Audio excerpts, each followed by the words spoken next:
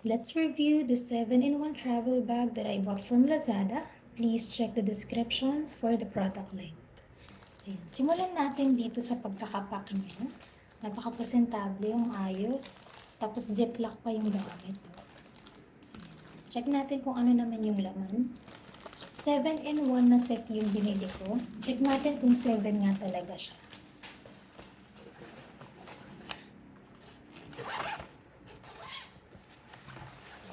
So we have the first piece, 1, 2, 3, 4, 5, 6, and 7. Kompleto talaga. Totoong 7-in-1 nga siya. Isa-isayin natin kung kamusta yung bawat piece. Simulan natin dito sa pinakamalaki. So, meron ako ditong 500 ml na bottle of water para makita kung ano yung size niya in reference to this. Ganito siya kalapad. Yan. Okay.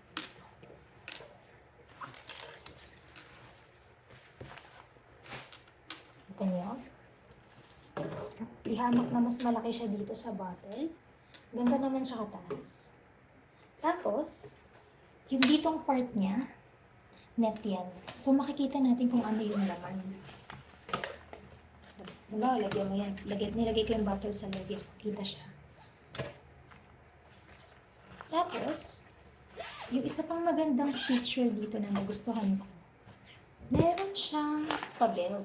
Yan sa loob.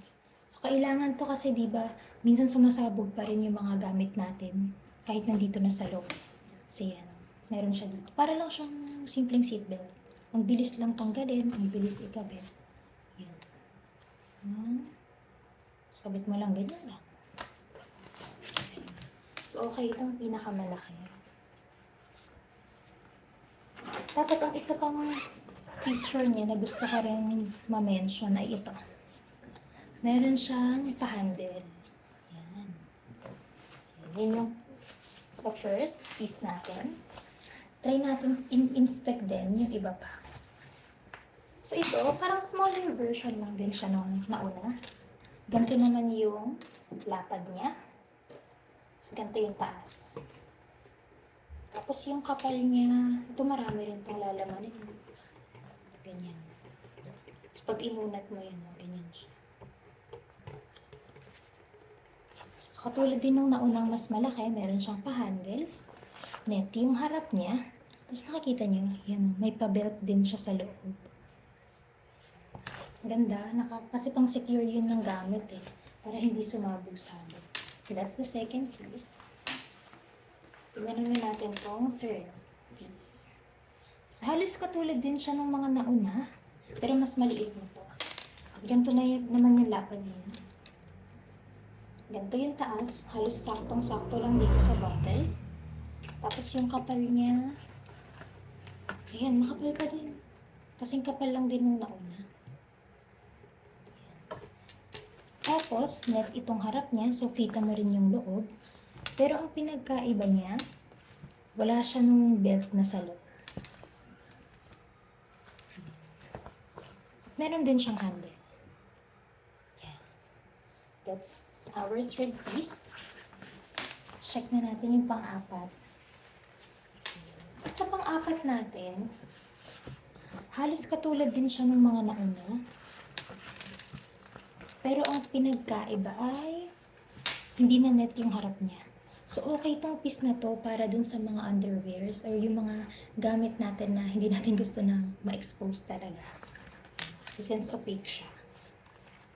Hindi siya makikita. Kasi meron din siyang handle dito. Ganito yung lapad niya. With respect to this bottle. Tapos ganito yung taas. Mas maliit lang siya ng onte. Pero makapal siya. Ayan. Tapos check natin yung loob kung kamusta. Ayan, ito yung loob niya. Plain siya. Walang belt.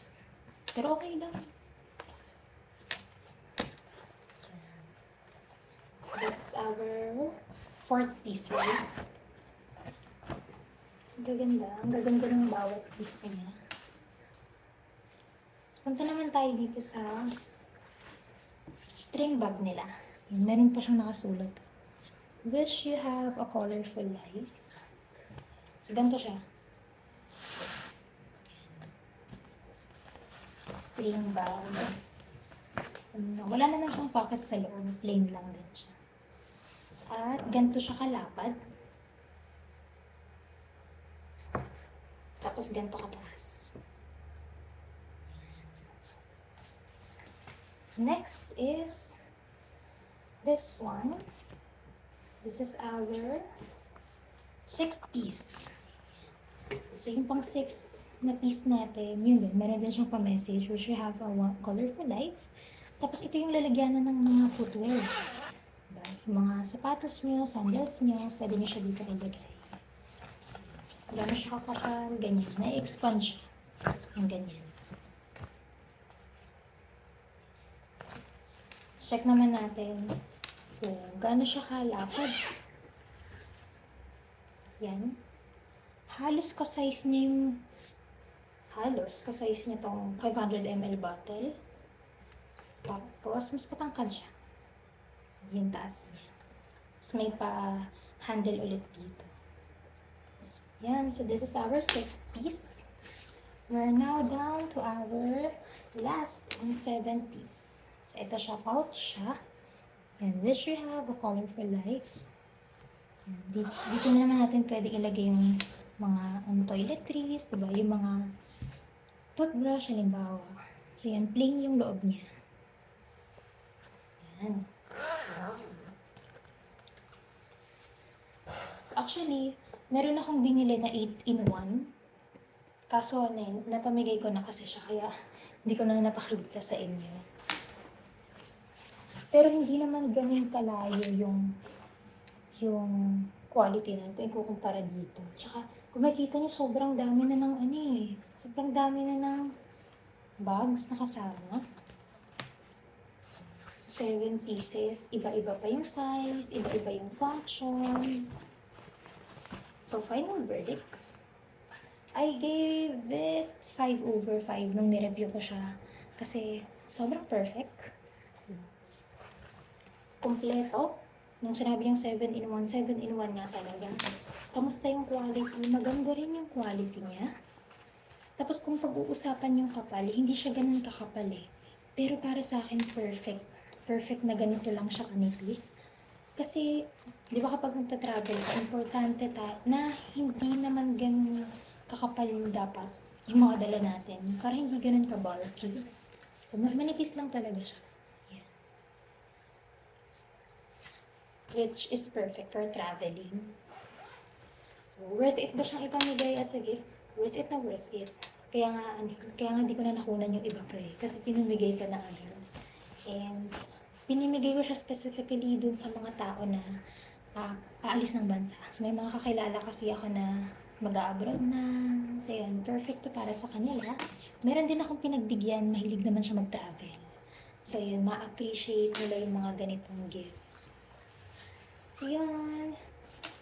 Highly recommended as a gift. And it's 5/5.